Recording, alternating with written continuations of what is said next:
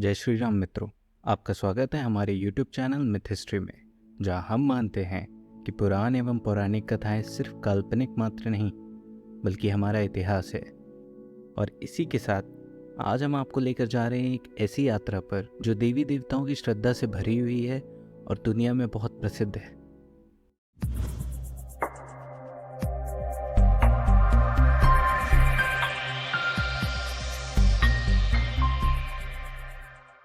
जी हाँ, हम बात कर रहे हैं जगन्नाथ यात्रा की, जो भारत के उड़ीसा राज्य के पुरी नगरी में मनाई जाती है। जगन्नाथ मंदिर पुरी का वह अद्वितीय प्रमुखता है जहाँ पर्यटक और श्रद्धालुओं को अपनी श्रद्धा और आस्था का आनंद लेने का मौका मिलता है। यह मंदिर हिंदू धर्म के 3 मुख्य देवी देवताओं जगन्नाथ, बलभद्र और सुभद्रा को समर्पित है। जगन्नाथ यात्रा के दौरान भगवान जगन्नाथ, उनके बड़े भाई बलभद्र और बहन सुभद्रा के लिए 3 बड़े रथ बनाए जाते हैं। इन रथों की बनावट में कठिन रीति रिवाज और माप शामिल होते हैं। दिलचस्प बात यह है कि हर साल नए रथ बनाए जाते हैं और पुराने रथों को नष्ट किया जाता है। रथों की बनावट पूरी तरह से लकड़ी से होती है, जिसमें किसी भी तरह का धातु जैसे लोहा, कील इत्यादि का इस्तेमाल नहीं होता। हर रथ के लिए कई बड़े लकड़ियों की ज़रूरत होती है और ये लकड़ियाँ खास पेड़ों से चुनी जाती है। ये लकड़ियाँ उड़ीसा के 10 पल्ला के जंगलों से पुरी तक पहुँचाई जाती हैं। जगन्नाथ यात्रा का एक प्रमुख हिस्सा रथ भोज यानी रथों की रस्सी खींचने का है। यह माना जाता है कि रस्सी खींचने का मौका मिलने वाले लोग भगवान की कृपा से भरपूर हो जाते हैं और सभी तरह के पापों से मुक्त हो जाते हैं। श्रद्धालु इस परंपरा में भागीदारी करने के लिए एक साथ आते हैं। रथ यात्रा के पश्चात रथ जगन्नाथ मंदिर से गुंडीचा मंदिर तक जाते हैं, जो लगभग 3 किलोमीटर दूर स्थित है। जगन्नाथ यात्रा में इस्तेमाल होने वाले रथ दुनिया के सबसे बड़े रथों में से है। भगवान जगन्नाथ का रथ नंदी घोष लगभग 45 फुट लंबा होता है और इसमें 18 पहिए होते हैं। वहीं बलभद्र का रथ ताला ध्वजा 16 पहियों वाला होता है, जबकि सुभद्रा का रथ दर्पादलन 14 पहियों वाला होता है। इन रथों के इतने बड़े आकार और भारी वजन के कारण रस्सी खींचने की प्रक्रिया एक मुश्किल और प्रभावित कर देने वाला नज़ारा होता है। हर रथ के अपने अलग तरीके और डिज़ाइन होते हैं। भगवान जगन्नाथ के रथ पर एक पताका होती है, जिसमें एक चक्र और शंख है, जो उनकी देवी रूप की प्रतिनिधि है। बलभद्र के रथ पर हल का प्रतिनिधि होता है, जो उनकी कृषि प्रकृति को दर्शाता है। सुभद्रा के रथ पर कमल के आकार की प्रतिनिधि होती है, जो सौंदर्य और पवित्रता को दर्शाता है। जगन्नाथ यात्रा अपने प्रसिद्ध महाप्रसाद के लिए भी मशहूर है, जो भगवान जगन्नाथ को समर्पित किया जाता है।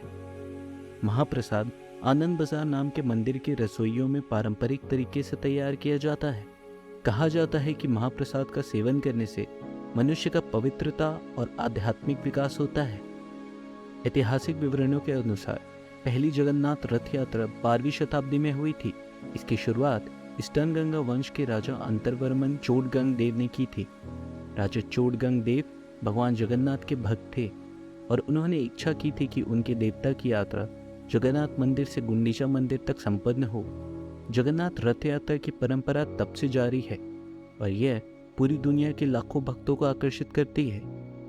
यह त्यौहार हिंदू पंचांग के आषाढ़ महीने यानी जून या जुलाई के दौरान हर साल पुरी में मनाया जाता है और इसमें भगवान जगन्नाथ, उनके बड़े भाई बलभद्र और बहन सुभद्रा की विशालकाय लकड़ी के रथों को पुरी की सड़कों पर खींचकर भव्य उत्सव और धार्मिक रीति रिवाज के साथ मनाया जाता है। इस वर्ष यानी 2023 ये यात्रा 20 जून को मनाई जाएगी। रथ यात्रा से पहले एक और महत्वपूर्ण धार्मिक आयोजन स्नान यात्रा होता है। इस आयोजन में मूर्तियों को नदी में स्नान कराया जाता है। यह यात्रा पुरी के प्रमुख नदी बादगागान में होती है। इसके पश्चात कहते हैं कि प्रभु 15 दिन के लिए बीमार भी हो जाते हैं, तब तक मंदिर के पट बंद रहते हैं। इस वर्ष यानी 2023 में स्नान यात्रा 4 जून को संपन्न हुई है।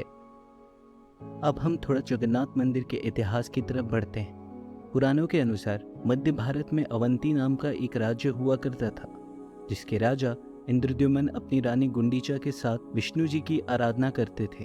एक दिन इंद्रद्युम्न ने ऋषियों के मुख से विष्णु जी के दिव्य रूप नील माधव रूप के बारे में सुना। इसके बाद राजा को नील माधव रूप की पूजा करने में रुचि आई। राजा ने अपने पुरोहित के छोटे भाई विद्यापति को नीलमाधव की खोज के लिए भेजा, ताकि वो नीलमाधव रूप की स्थापना एक विशाल मंदिर में कर सके, जहाँ श्रद्धालु और प्रभु के भक्त उनके इस रूप का दर्शन कर सके। विद्यापति नीलमाधव की खोज में निकल पड़े। कुछ समय बीतने के बाद विद्यापति को साबर कबीले के बारे में पता चला, जिसके नायक विश्ववासु नीलमाधव के बहुत बड़े भक्त थे, अतः उनके इस रूप की रक्षा करते थे। विश्ववासु की पुत्री को विद्यापति से प्रेम हो गया। इसके पश्चात विश्ववासु ने उन दोनों का विवाह करवा दिया। विवाह के कुछ समय पश्चात विद्यापति ने अपनी पत्नी से नीलमाधव के दर्शन की इच्छा प्रकट की। विद्यापति की इस इच्छा पर विश्ववासु ने हामी भर दी, परंतु विश्ववासु ने एक शर्त रखी कि मंदिर के मार्ग पर विद्यापति की आंखों में पट्टी बंधी रहेगी। विद्यापति चतुर थे। उन्होंने पूरे मार्ग पर सरसों के दाने छिड़क दिए और दर्शन के बाद तुरंत राज्य लौट राजा को सारी खबर दी। जब राजा और विद्यापति सरसों के पौधों का पीछा करते हुए गुफा तक पहुंचे तो नीलमाधव ये चाल देखकर अंतर्ध्यान हो गए। राजा बहुत दुखी हुआ, परंतु उनकी इस भक्ति को ध्यान रखते हुए श्री विष्णु जी उनके स्वप्न में आए और राजा को बताया कि मेरे इस रूप की मूर्ति बनाने के लिए तुम्हें उत्कल राज्य के पुरी नगर के समुद्र सीमा पर एक लकड़ी का फट्टा मिलेगा, जिससे तुम मेरी यानी जगन्नाथ, बहन सुभद्रा और ज्येष्ठ भ्राता बलभद्र की मूर्ति तैयार कर और एक भव्य मंदिर बनवा कर उसकी स्थापना कर सकते हो।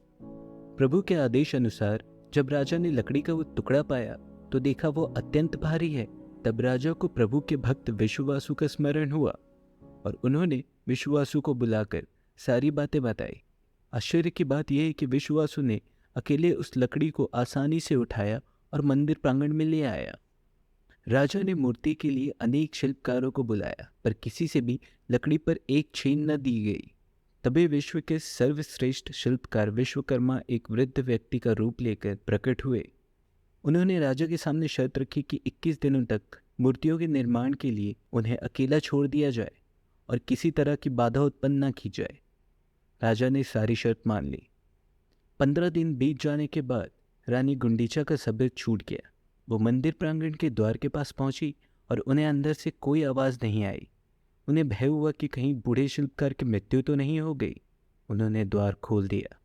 उसके पश्चात राजा और रानी ने पाया कि मूर्तियां अधूरी रह गई हैं और वहाँ कोई नहीं था। अधूरी मूर्तियों को प्रभु का आशीर्वाद समझ राजा इंद्रद्युम्न ने ब्रह्मा जी द्वारा मूर्तियों का मंदिर में स्थापना करवाया। तब से अब तक इन मूर्तियों का पूजन होता है। मित्रों, ये था जगन्नाथ मंदिर और रथ यात्रा का इतिहास। यह जगन्नाथ यात्रा न केवल एक धार्मिक अनुभव है, बल्कि एक सांस्कृतिक सफर भी है। इस यात्रा के दौरान आप देवताओं के समीप जाकर शांति और प्रसन्नता का अनुभव कर सकते हैं। हम आशा करते हैं कि आपको ये वीडियो पसंद आई होगी और आपको इस यात्रा की गहराई और महत्वता का अनुभव हुआ होगा।